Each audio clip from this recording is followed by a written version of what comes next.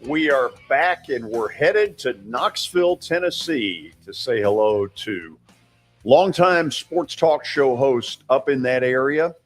Tony Basilio joins us for his weekly visit. There he is. There he is. Lost you there. How you doing? Great, George. How you doing today? Flag looks good in the background. Trying, man. We're trying over here. I'm very impressed. So what was Thursday night like after the game? I would imagine everybody was pretty happy.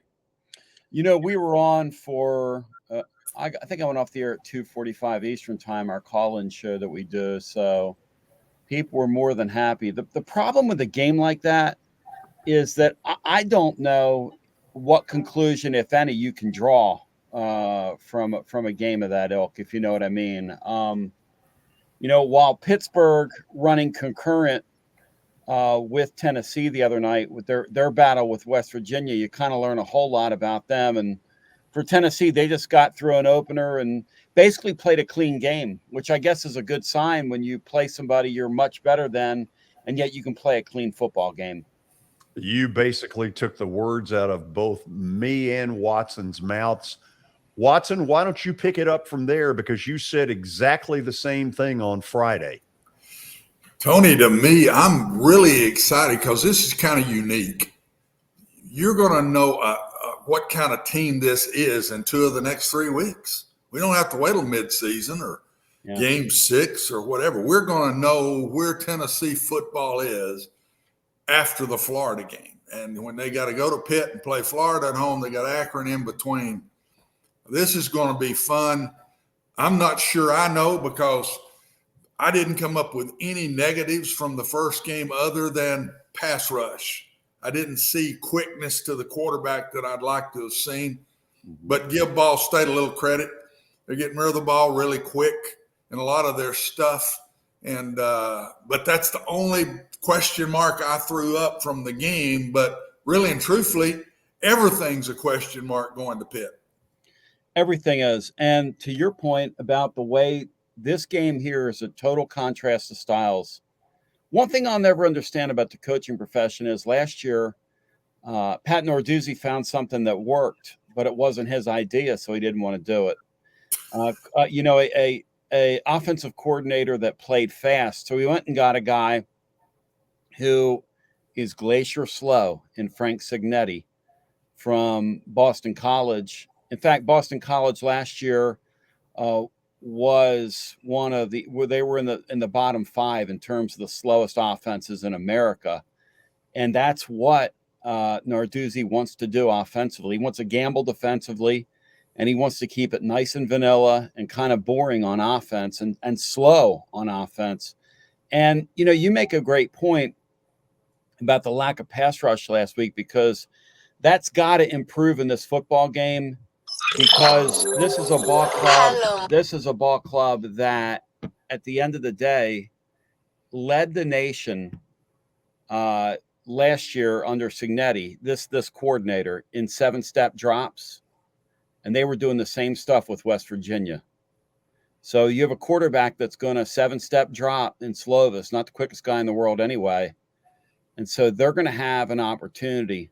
Tennessee is, one would think, to get home. And if they don't, it's going to put all kinds of pressure on their secondary if they're not able to get home.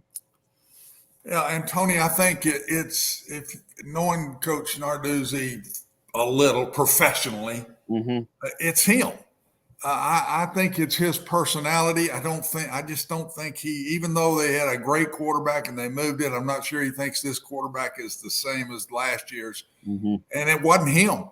And I think he got rid of the guy and brought in what he wanted, and they're going to pound you. And he's got all of his line back. And what a great contrast to find out. That's why I still pick Tennessee in this one, because I don't think Pittsburgh will score enough points to win the game because of their style.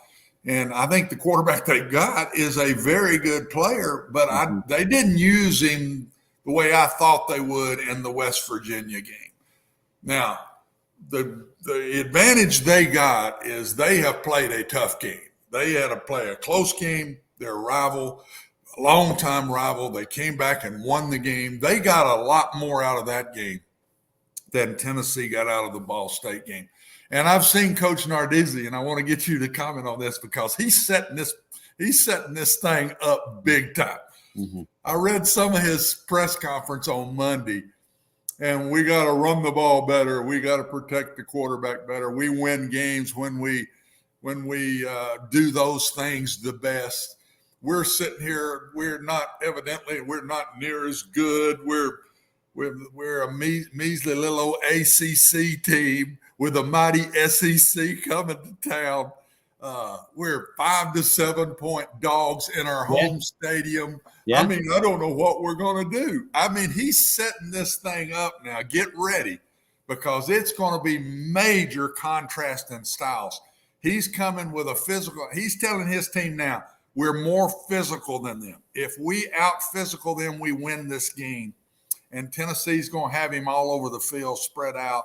And I can't wait to watch it because it's going to be a major, not like last year's game. It's a different contrast to me. Well, it is, because they're going to play slow and they're going to play physical. And, they've got a couple of excellent defensive ends defensively. Now, West Virginia ran the ball at them, slammed it at them, in fact, which I don't think they were counting on. Tennessee fans are kind of annexing that, but I wonder a couple of things. I don't think Tennessee's line's as good as West Virginia. I don't think Tennessee's is going to approach this game the same way either. I think Hendon Hooker is going to have to do some things with his feet this week. When those ends get upfield, which they will, what you're getting from Narduzzi. And I like what you say. It's almost, he's so old school that the rhetoric, that's so predictable that he's going to play on. These guys are coming into our building and they're favorites. These guys are coming into our building and they're from the mighty Southeastern Conference, and nobody thinks you guys can play. The truth is that Tennessee's really the ones that, even though they're the favorites, they haven't won a road game against a ranked team, we count, in probably 16, 17 years, a non-league road game. They haven't done it here. And furthermore, it's been so long since Tennessee's beaten somebody that matters. This is a huge game for Tennessee. You alluded to it earlier. You get by this one, you set up an opportunity for a Florida team today that went to 11 in the AP poll. Tennessee cracked 24 now, but Florida's 11. That means Florida, after they beat Kentucky, which they're going to man. I mean, after what I saw, I don't think there's any question that's going to happen. And now Tennessee will have a crack at a top 10 Florida team in Neyland Stadium in a few weeks, but they've got to win this game. They've got to put themselves in a position to make the Florida game really a game of consequence. And you get through those two games, and all of a sudden you're Josh Heupel. You're in year two, and you come out of September 4-0. I mean, are you kidding? This thing is setting up perfectly for them, but they've got to get through this Pittsburgh team. And as you say, it is a classic contrast of styles, and this game will not be easy, not by a long shot. Pittsburgh's a physical football team. I've got respect for them. If there's a weakness, a question mark weakness in Tennessee, for me, it's the defensive fronts. Yep. And that's where Pitt is supposed to be the strongest. It didn't look that way to me the other day, but they're all back. Their whole offensive line and their defensive line is all back. So we're going to see another thing he said in there, Tony, to me, and he's old school. He don't care. No. He said, this team spread you out so far, you can't play zone coverage. Even though you call it zone, he said, you're still having to play the man out there. He's so far out there, and the receiver in man coverage. You have no choice. So he's already telling you he's going to line up in man free. He's going to put the extra guy in the box, and he's going to say, throw it out there, and let's see if we can get to you before you can. And again, contrast. So we're going to see a bunch about the Tennessee receivers. because they're not going to be catching those seams and zones. They're going to have to beat people man to man in this game, in my opinion. And I can't wait to see if they can do that. They look much more athletic to me on the flanks.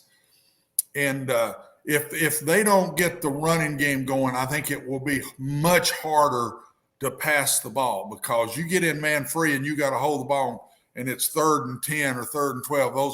Those are longer passes. And if we can stay with the slants and the fades and the shallow crossing routes and all that kind of stuff, Tennessee will have a shot. But if they get up there and they get behind the chains, Tony, so I think early downs, and the most impressive thing in the Tennessee game for me was the running back situation looks very good. They're bigger and they're athletic. I think Tennessee is going to run the ball and get more big plays out of their backs this year than they got last. Yeah, I think you're right. I think Small's set up to have a better year. You know, he's a little more physical. It looks a little quicker, to your point. The Dylan Sampson guy, they love. I told you about him in the summer. They love the fact, and he did not look like a freshman in that football game. This is somebody that's adept at concepts and picking things up, and it's not going to surprise me if they use him in critical spots in this game. And Heupel had a thing that he did when he was at Central Florida, where he would use a guy like this in the third quarter as kind of a knockout back.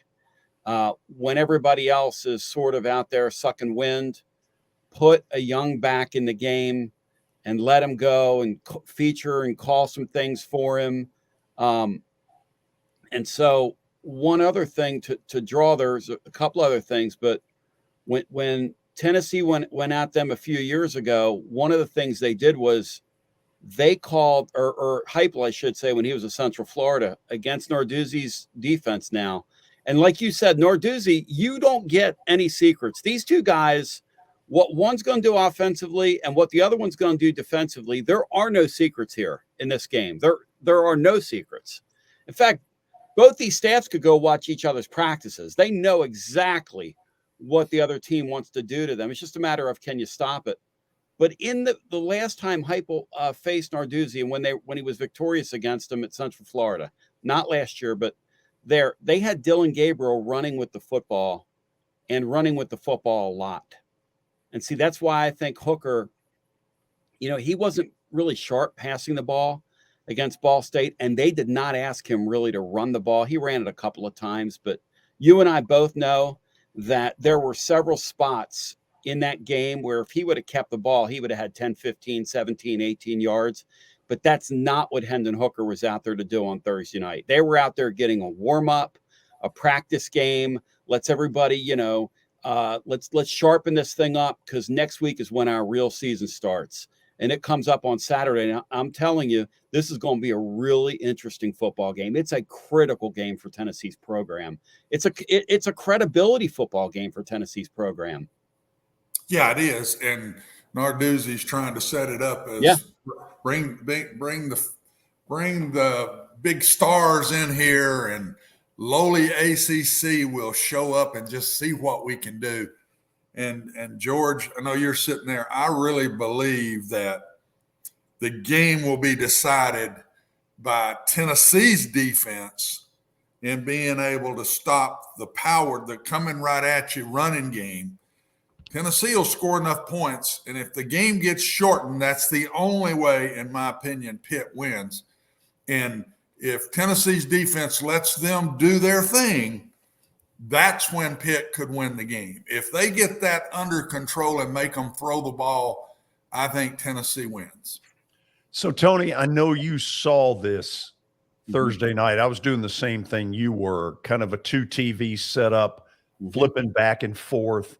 I've never seen a Pitt crowd as energized, and so I want to bring that up. I think I read this somewhere that Pitt's athletic department basically wanted to sell Tennessee tickets either way up in the upper deck or over at the Pirates PNC Stadium. Incredible. Yeah, tell me about that. So they gave Tennessee 200 tickets downstairs. Everybody else is upstairs. That's nice.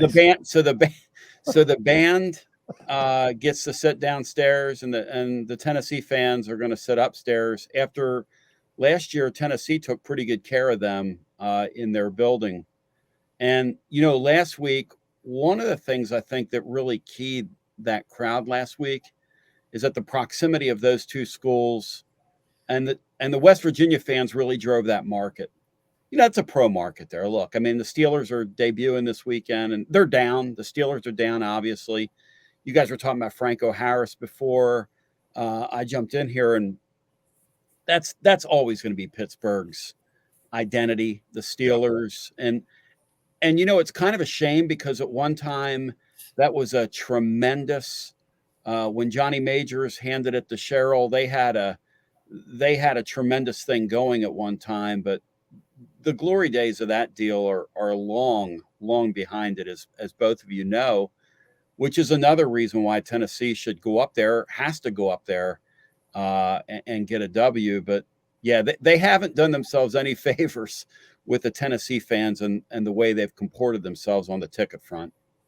How do you think they try to handle Slovis? And I guess maybe I'm a bigger fan of Keaton Slovis than a lot of people are. Yeah. I think he can move around a little bit. I think he's extremely accurate. Talk to me about that.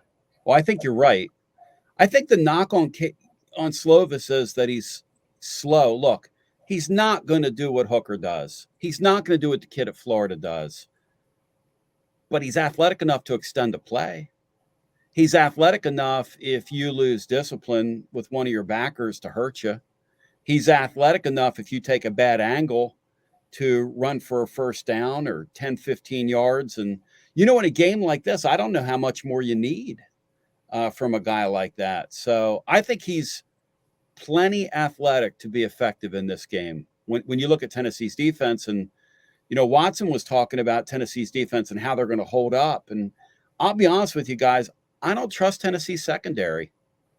I mean, I don't know what Pittsburgh has playmaker-wise after watching the West Virginia game. I don't know if any of us can answer that. And these early season games can really fool you because you can make rash judgments off week one, but who knows? In the middle of college football, which is where Tennessee resides, which I think is where Pittsburgh resides, which is probably where Florida resides. These teams, so little, I think, separates these teams on a week in, week out basis. Anything can happen here. Hey, do this for me before we let you go. Yeah. You know what the hatred level is toward Florida. And there's been sort of this feeling that, boy, can't wait to get Florida this year. We're going to be able to name our score and get a lot of payback. What's been the reaction up there to Florida and in particular to Anthony Richardson? Holy cow. What do you think? We're just sitting here going, I mean, my poor listeners and these poor fans are just sitting here going, why? Why can't just one time Tennessee just get a breather? What have we done to deserve this? Yeah. They were going to start out 0-2, and the only question was, were they going to beat the directional school before they came in here? And, and now look at it. This Richardson guy, and that's a great thing about college football. You get a quarterback like him, the way a lot of defenses are set up these days, including Tennessee's, it's like playing 13 on 11. If not 14 on 11. He was unbelievable the other night in that game. I'm not sure how much is around him. He was unreal in that game. Unreal. And I'm not sure how great of a passer he is. But I'm not sure how much that's going to matter because up here, when he plays Tennessee, I'm just so concerned about Tennessee's tackling and the emotional side of that thing. Here's the one thing I'll give Tennessee in that matchup, though. I don't think Heupel is a guy that's going to allow the history of this thing to inhibit the way he's going to approach that game. I think that when Florida comes to town, Josh Heupel's going to be Josh Heupel. That program's going to be itself under him. They're going to play fast. They're going to be wide open. They're going to try to do the things that he wants to do. and may the best team win. And I'm with Coach. That's one of the things I love about this week's game. I know that's how they're going to approach this game up in Pittsburgh, and it's college football is such a game of matchups. It's a lot like hoops in a lot of ways this week. One of these teams is going to make the other play its game, and the team that does is probably going to be successful. Now, I will tell you this. I do think Tennessee could play Pittsburgh's game. I'm not sure Pittsburgh could play Tennessee's game. I'm not sure the coach would let him play Tennessee's game. No doubt about it. I think he'd rather lose. I think the guy would rather He's lose. not going there now. He's hard-headed. The guy won a conference championship playing wide open football last year, and he told his offensive coordinator, "See, you wouldn't want to be you." I mean, can you beat that? Can you beat that? Is that a professional? That's why I'm telling you, he's not going there. Hey, Tony, before you get out of here, sometime around 6:15, 6:30 Central Time Saturday, unless it goes to OT, you're going to light it up with your post-game stuff. Tell people about it. So, over at tclub.team, we're going to go live as soon as the game ends. And I'll tell you this right now, it is a hoot and a holler. I have people tell me, Kentucky fans or fans of other teams, and they go, I don't really care about the Vols, but man, those people are crazy. And invariably you get an afternoon game like that, and you have people that have been drinking all day. And I'm sure. I'll tell you what, if Tennessee loses to Florida this year, you're going to hear a host that's drinking on the air. Because, hey, listen, a man can only take so much. That's kind of where I'm at right about now. So, when in Rome, brought to you by Jack Daniels. Yeah, we're available over at tclub.team, and come give us a shot. And George, thanks again. It's always great being with you guys. Oh, listen, the pleasure is ours. Thank you so much for doing this. Yeah, thank you. He is terrific. Man, what a hoot he is. Oh my God. He's right about one thing. There have been some people on that show who've had a couple. Oh, yeah. I'll just say that.